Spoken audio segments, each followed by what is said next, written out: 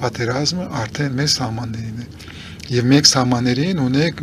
10-ից ավել միլիոն ազերիներ։ Եվ եթե իրանք սկսեն անցնել սահմանը,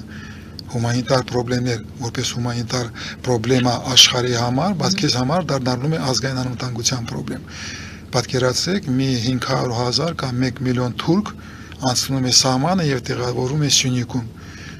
Քեզ համար դա Սյունիքը կորցնում ես միանգամից։ Տեղավորվում է Նախիջևանում 1 միլիոն եւ դու ունես արդեն Երևանի սահմաններում Արարատյան դաշտում 1 միլիոն թուրք, որը ոտով կարող են անցնել սահմանը, դու ինչ ես անելու։ Անցնում են Արցախ մի 500,000, զբաղեցնում են Արցախ, որ այսօր դատարկ է, մենք կարող ենք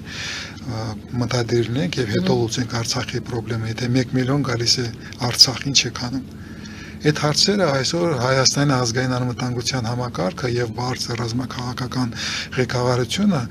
պիտի դնի իր առջեւ եւ գտնի լուծումներ։